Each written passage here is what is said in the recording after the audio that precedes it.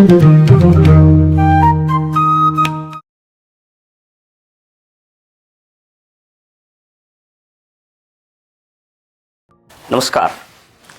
अतीत के पन्ने में आपका स्वागत है। आज की बातचीत में मैं आप लोगों के साथ चर्चा करूंगा राष्ट्रीय परिप्रेक्ष्य में 1857 का प्रारंभ। जैसा कि हम इस बात से परिचित हैं, 1857 भारत के इतिहास की एक महत्वपूर्ण ऐसी घटना है जिसको हम मील का पत्थर या निर्णायक मोड़ कह सकते हैं। भारतीय परिप्रेक्ष्य में इसकी महत्ता ये है कि भारत में जो कंपनी राज करने के लिए आई थी, जिसने 1757 से 1857 तक जिस तरह के गुल खिलाए थे, उससे लोग खपा हो गए थे और अंग्रेज़ों की जो साम्राज्यवादी नीति है, राज्य को विस्तार देने की नीति है, वो यहाँ पर हमें ठहरी हुई दिखाई देती है। अंग्रेज़ों के संदर्भ में इसकी महत्ता थोड़ा अलग तरह की है, क्योंकि अंग्रेज़ इस समय एक समय में चीन में दूसरा अफीम युद्ध देख रहे थे, यूरोप में क्रीमिया युद्ध भी चल रहा था, आयरलैंड और स्कॉटलैंड में भी मूवमेंट चल रहे थे। तो ऐसे में 1857 उनके लिए एक नई तरह की बात थी और वो उसको अलग अंदाज से देखना चाहते थे। सवाल उठता है कि 1857 में हम असफल हो गए, लेकिन उस असफलता में भी हम अपना वैभव ढूंढ सकते हैं, क्योंकि ये दुनिया के इतिहास की एक विरली घटना है जहाँ पर जो शहादत है जिस तरह से लोगों ने दी, ऐसा रिकॉर्ड मानता है कि 1,82,000 लोग इसमें अपनी जान जो है वो राष्ट्र के प्रति समर्पित करते हैं। तो ऐसे में हमारे लिए असफलता भी वैभव की कहानी है और अंग्रेज भी इस बात को इस ढंग से जानते हैं कि भले ही सफल हो गए हों वो, लेकिन उनको ये घटना उस समय याद थी। और वर्तमान में भी एक संस्था है FIBIS, families in British India society, वो प्रति वर्ष 10 मई से लेकर 14 मई के बीच में एक कार्यक्रम करती है, जिसका मकसद यही है कि जो भारत में 1857 हुआ उसको वो याद कैसे करें। तो ऐसे में 1857 को पढ़ते समय, लिखते समय थोड़ा सा ज़्यादा सावधानी रखने की ज़रूरत पड़ती है, क्योंकि उस परिप्रेक्ष्य का घटनाक्रम जिस तरह का हो रहा था या जिस तरह के परिप्रेक्ष्य में उतारा गया था वह सरल नहीं है और उसके मामले में जो पक्ष हैं और आयाम हैं वो भिन्न भिन्न तरह के दिखाई देते हैं। सबसे पहले मैं आपके साथ चर्चा कर रहा हूँ कि इस संदर्भ में या इस घटना के बारे में जानने के लिए जो प्रमुख स्रोत हैं वो कौन कौन से हैं जो हमारी मदद करते हैं। सबसे पहले मैं औपनिवेशिक पक्ष यानी अंग्रेजी सरकार का जो पक्ष है उसको दर्शाते हुए पहलुओं पर बात करूंगा। इसमें दस्तावेज हैं जो हमें अभिलेखागार में उपलब्ध मिलते हैं।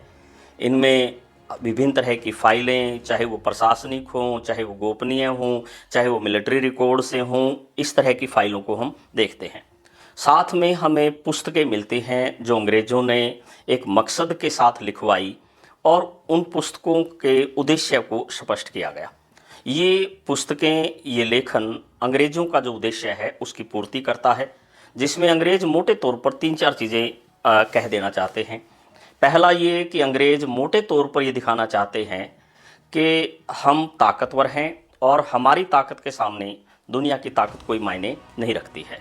दूसरी ओर वो भारतीयों की जो छवि है वो खराब करना चाहते हैं और उनकी इमेज, चाहे जनमानस है, उनका लीडर है, वो इस रूप में दिखाना चाहते हैं कि उनमें सभ्यता नाम की कोई चीज़ नहीं थी। हाँ, वो ये भी थोड़ा सा दिखाने का प्रयास करते हैं कि ये पूरा का पूरा जो घटनाक्रम है, ताना बाना, वो सैनिकों के ऊपर आधारित था और चर्बी वाले कारतूस ना होते तो शायद इतना नहीं होता। तो वो इस बात को यहाँ पर केंद्रित करना चाहते हैं। हाँ, अर्नेस्ट जोश और कार्ल मार्क्स 2 ऐसे लेखक भी हैं जो वहाँ से लिख रहे हैं, इंग्लैंड से, लेकिन वो इनके अतिरिक्त या भिन्न विषय हमारे सामने रख रहे हैं। हाँ, भारतीय परिप्रेक्ष्य में निश्चित तौर पर अंग्रेज़ों ने 1857 के ऊपर लिखने पर रोक लगाई थी, इसलिए काफ़ी सीमित जो मटेरियल है, सामग्री हमें मिलती है, उसका उदाहरण हमारे सामने है। कि वीर सावरकर ने लिखा तो उसके ऊपर किस तरह के एक्शन हुए, या फिर आगे चलकर 1937-38 में समुद्रा कुमारी चौहान ने लिखा, खूब लड़ी मर्दानी वो तो झांसी वाली रानी थी, उसको भी इसके ऊपर एक्शन झेलना पड़ा। इन स्थितियों के बाद भी साक्षरता दर कम थी, लिखने पर प्रतिबंध था, फिर भी कुछ हमें लिखने के प्रमाण मिलते हैं। विष्णु भट्ट गोडसे नाम का व्यक्ति मध्य भारत से शुरू करके माझा प्रवास नामक एक किताब लिखता है, जो हिंदी में ट्रांसलेट हुई आंखों देखा गदर के नाम से। निजामी ख्वाजा हुसैन गदर की सुबह और शाम के नाम से लिखता है, जबकि हसन मोइनुद्दीन गदर 1857 यानी आंखों देखा विवरण से लिखता है। मिर्जा गालिब इस समय थे, वो दस्तंबू के नाम से लिखते हैं। और साहब रामजी राहड़ नाम के एक व्यक्ति हरियाणा क्षेत्र में जमसार नामक किताब में इसको 1914, क्योंकि शक समूत के अनुसार ये 1914 की घटना है, इस नाम से वर्णित करते हैं। फिर हमें कुछ बहादुर शाह जफर के फरमान मिलते हैं, जीवनदास की डायरी मिलती है, वाजिद अली के जो हैं बयान मिलते हैं, जो हमें इस बारे में काफ़ी कुछ परिचित करते हैं।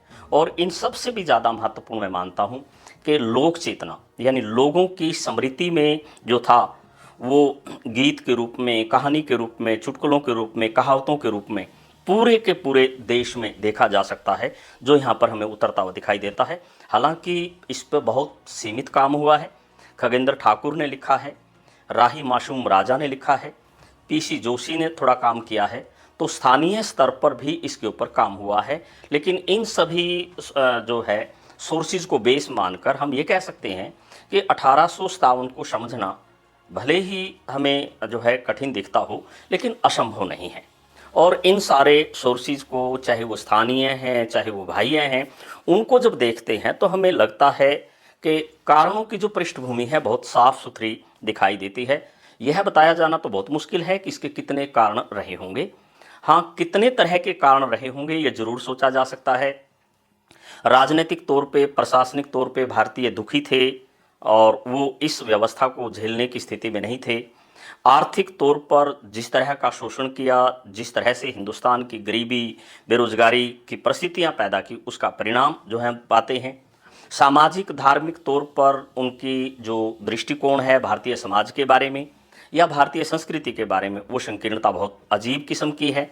सैनिक दृष्टि से सैनिकों के साथ उनका व्यवहार, सैनिकों के ऊपर नस्लीय टिप्पणियाँ, वो इस तरह की थी जो सैनिक नहीं झेल पाए। तो ऐसे में हम कह सकते हैं कि सरकार में और लोगों में अविश्वास का परिपेक्ष था, सांस्कृतिक मतभेद था, और उनके चलते हुए जो क्रांतिकारी हैं जो इसमें शामिल होते हैं, वो इसको नए ढंग से विचार करते हैं।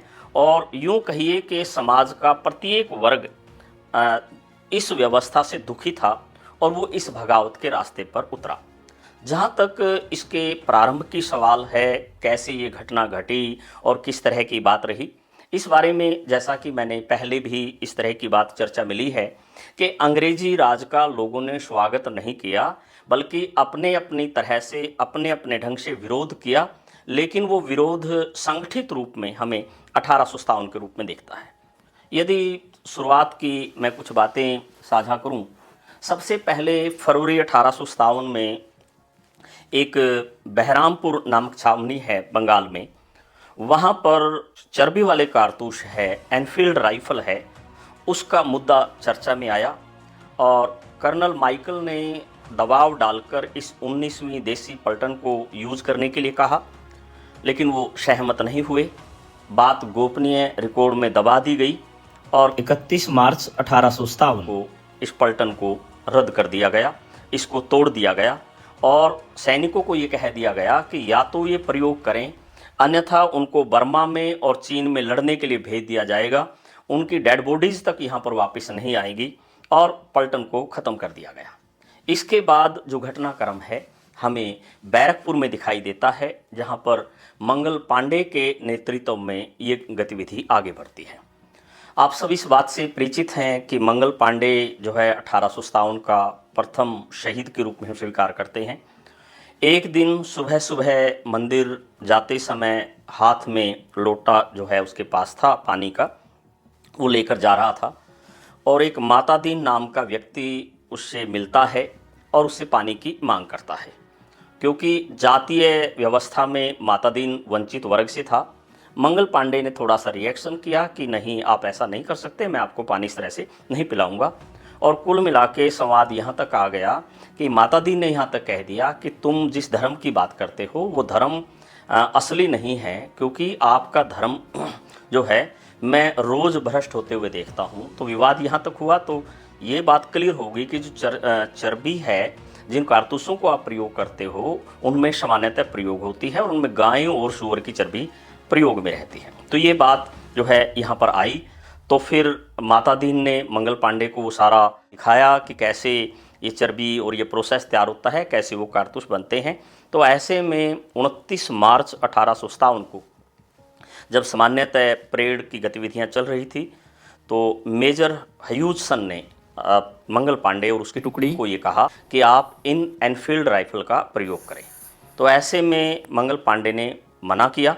दबाव जब डाला गया तो मंगल पांडे ने मेजर ह्यूजसन और उसके साथी पर गोली चला दी और उस यहीं से हम एक नई तरह की बगावत को बढ़ता हुआ देखते हैं। हाँ, अन्य जो लोग थे उन्होंने गिरफ्तार करने के लिए कहा कि मंगल पांडे को गिरफ्तार कर लिया जाए। और सबसे पहले जो उसकी टीम के इंचार्ज थे जेलदार ईश्वरी प्रसाद, उसको कहा गया कि वो गिरफ्तार करे। लेकिन ईश्वरी प्रसाद ने कहा कि नहीं, मंगल पांडे ठीक है, उसने कोई गलती नहीं की है, मैं उसको गिरफ्तार नहीं करूँगा। तो मंगल पांडे को गिरफ्तार किया गया शेख पलटू नामक एक सैनिक के द्वारा और 8 अप्रैल को मंगल पांडे को फांसी दे दी गई और 23 अप्रैल 1857 को ईश्वरी प्रसाद को भी फांसी दे दी गई। और उसी कड़ी में हम यदि अप्रैल के 1857 पे बात करें तो आगरा, इलाहाबाद, शिमला और अम्बाला, यहाँ पर हमें कुछ घटनाएं घटती हुई दिखाई देती हैं। लेकिन सरकार इनके ऊपर भी किसी तरह से जो है बाहर आने वाली परिस्थितियां नहीं चाहती, या सरकार नहीं चाहती कि यहाँ होने वाली घटनाएं यहाँ पर सामने आएँ। उदाहरण के तौर पर मैं बताऊं कि 23 मार्च 1857 से लेके 1 मई 1857 के बीच में 13 बार अम्बाला में अलग अलग घटनाएं हुई, जो इस बात का संकेत करती हैं कि स्थानीय लोग और वहाँ जो छावनी है उसमें व्यवस्था को लोग बदलना चाहते हैं। यहाँ तक कि एक दिन मेजर मुरे जो नाम का व्यक्ति है, वो छावनी के बाज़ार में घूम रहा था। वहाँ उसने बाह्य लोगों और सैनिकों को ये बात करते हुए सुना कि अंग्रेज़ ज़्यादा दिन तक यहाँ रहने वाले हैं नहीं और अब इनका बिस्तर बंधने वाला है। भाषाई तौर पर उसको थोड़ा बहुत प्रॉब्लम रही, लेकिन वो भाव समझ गया। और इसी बात को ध्यान में रखते हुए अम्बाला छावनी के इलाके में बाहर के लोगों की जो है एंट्री रोक दी गई, उनका प्रवेश रोक दिया गया और ये कहा गया कि वो लोग इसमें इंटरफेयर ना करें। इसी दौरान एक सैनिक जिसका नाम है श्याम सिंह, अम्बाला के डिप्टी कमिश्नर फोर्सित को एक जानकारी देता है कि अंग्रेज़ों के खिलाफ एक बहुत बड़ा गुस्सा लोगों में है और अब खून खराबा होने वाला है। फोर्सित अम्बाला का डिप्टी कमिश्नर भी था और अम्बाला छावनी का कमांडिंग ऑफिसर भी था। उसने जवालानाथ कोतवाल को, जो पुलिस का इंचार्ज था, उसको बुलाया और उसको कहा कि आप श्याम सिंह के साथ मीटिंग करें और श्याम सिंह को जानकारी देना चाहता है, उससे हर तरह की जानकारी उगलवाएं। तो ज्वालानाथ ने 3 तारीख से लेके और 6 तारीख तक प्रतिदिन श्याम सिंह को बुलाया और रिपोर्ट इकट्ठी की। वो रिपोर्ट लाहौर भेज दी गई। लाहौर से जानकारी आई कि जो घटनाक्रम है उस पर ध्यान रखा जाए और सुरक्षा की व्यवस्था भी की जाए। तो ये सारा का सारा घटनाक्रम हमें अम्बाला में होता हुआ दिखाई देता है। अब आता है ऐतिहासिक दिन 10 मई 1857, जिसको हम क्रांति की शुरुआत मानते हैं।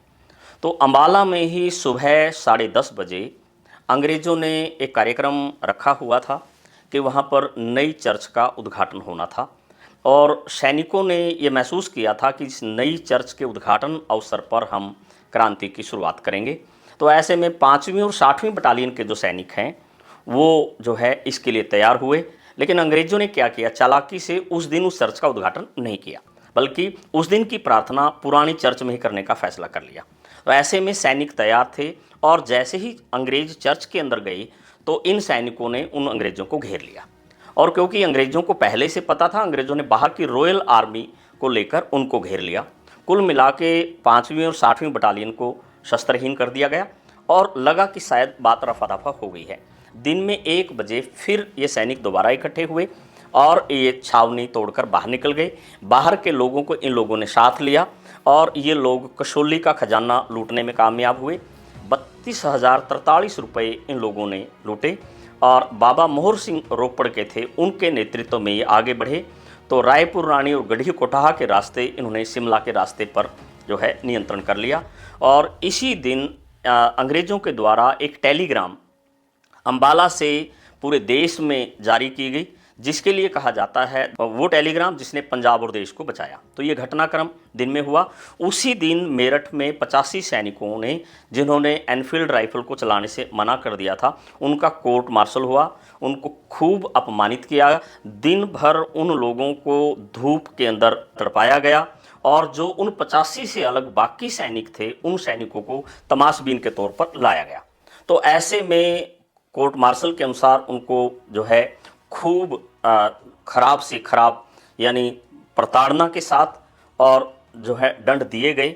और ऐसे में जब ये इन लोगों ने उसके साथ अपनी प्रतिक्रियाएं देखी, तो उसी दिन रात को जिस समय लोग ये अपनी अपनी जो है भोजन की उस क्रिया पर आए, उन 85 सैनिकों से अलग बाकी जो सैनिक थे, क्योंकि मेरठ की जो छावनी थी उसमें अंग्रेज और भारतीय सैनिकों का नंबर तकरीबन बराबर सा था। भारतीय संख्या जो मानते हैं वो है 2357 वहाँ थी, और जबकि 2038 अंग्रेज भी इस छावनी में थे। तो ऐसे में जब ये लोग रात को शाम का टाइम जो भोजन करने के लिए आए, तो वहाँ पर शुरुआत हो गई इस क्रांति की। रिकॉर्ड में तो दर्ज नहीं मिलता, लेकिन फोक में यानी लोकगीत में इस तरह की जानकारी मिलती है कि राव किशन गोपाल नाम का व्यक्ति, जो कि रेवाड़ी के नंगल पठानी का रहने वाला था, उसने जब लोग भोजन पर बैठे तो अपने हाथ में थाली उठाई और थाली उठाकर यूं छत की ओर फेंकते समय कहता है कि तुम लोग आज ये निवाला खा रहे हो, आप पचा पाओगे? उन 85 लोगों के बारे में तो सोचो जिन्होंने आज देश के हित में बहुत कुछ करने का प्रयास किया है, तुम लोग कैसे आगे बढ़ोगे? तो ऐसे ही सारे जो सैनिक हैं वो थालियां फेंक फेंक के और जो है क्रांति के रास्ते पे आ गए, और यहाँ पर जो अंग्रेजी राज है वो समाप्त कर दिया गया। पूरा का पूरा मेरठ जो है वो क्रांतिकारियों के उसमें आ गया। और ऐसे में यहाँ पर क्रांतिकारियों ने पूरी की पूरी व्यवस्था अपने हाथ में बना ली। अब सवाल हुआ कि मेरठ पे तो कब्जा हो गया, क्रांति भी हो गई, और अब क्या किया जाए? तो यहीं से एक सवाल आया कि जब तक हम दिल्ली नहीं जाएंगे ये चीज़ें नहीं होंगी। तो दिल्ली चलो का नारा पहली बार यहाँ पर आया, और ये लोग जोश में और पूरी तरह से व्यवस्था को अपने हाथ में लेते हुए दिल्ली के लिए निकल गए। तो सुबह सुबह 11 मई को सूर्योदय का समय चल रहा है। ये सैनिक यमुना नदी को पार करके और दिल्ली में प्रवेश करते हैं। कर्नल रिप्ले को, जो कि वहाँ का इंचार्ज था उस इलाके का, उसको जानकारी मिली कि इस तरह का एक सैनिकों का ग्रुप आम लोगों के साथ मिलकर दिल्ली में प्रवेश कर रहा है। उसने इनको रोकने की कोशिश की, लेकिन कर्नल रिप्ले की हत्या कर दी गई। फ्रेजर जो है दिल्ली का कमिश्नर था, उसने भी ऐसा करने का प्रयास किया, तो उसका भी लगभग यही परिणाम रहा। और इस तरह से तकरीबन 9 साढ़े 9 बजे तक ये लोग जो मेरठ से आए थे और दिल्ली के लोगों के साथ मिलकर इन्होंने दिल्ली पर कब्जा कर लिया। अब सवाल आया कि अब दिल्ली तो हमारे नियंत्रण में है, तो करें क्या? यहाँ से विचार आया कि लाल किले में बहादुर शाह जफर के साथ मीटिंग की जाए।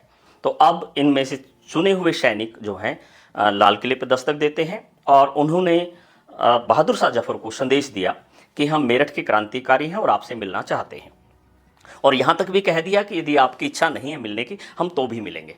तो ऐसे में बहादुर शाह जफर जो है पहले थोड़ा बहुत आनाकानी करता है, कारण उनको ये लग रहा था कि कहीं ना कहीं अंग्रेज़ों की चाल ना हो, क्योंकि अंग्रेज उसके बारे में काफ़ी अपमानजनक टिप्पणियां कर चुके थे। उसको ये कह चुके थे कि आप लाल किले के अंदर रहने वाले पहले आखिरी व्यक्ति हैं, आपके बच्चों को यहाँ से निकाल दिया जाएगा, और उनको जो है जो पेंशन मिलती है वो पेंशन भी नहीं मिलेगी। तो इसलिए बहादुर शाह जफर को लग रहा था कि कहीं ना कहीं गड़बड़ है। लेकिन सैनिकों ने जो विश्वास दिलाया कि नहीं, हम आपके साथ हैं और हम अंग्रेज़ों के साथ नहीं, एक मकसद के साथ हैं, तो बहादुर शाह जफर ने उनका नेतृत्व कबूल किया और लाल किले की जो है छत पर चढ़कर उन्होंने इस क्रांति की घोषणा कर दी।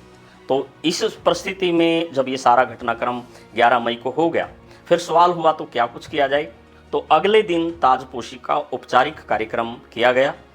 लाल किले में एक पुराना जो है सिंहासन ढूंढा गया, चांदी का वो सिंहासन था, उसको साफ सुथरा करके और जो है ताजपोशी की तैयारियां की गई।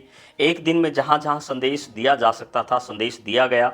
उसमें स्थानीय जो है राजे रजवाड़े आए, रियासतों के प्रमुख आए और आसपास के इलाके से पंचायतें भी बुलाई गई। और इस तरह से 12 मई को जो है बहादुर शाह जफर को विधिवत शासक के रूप में स्वीकार कर लिया गया।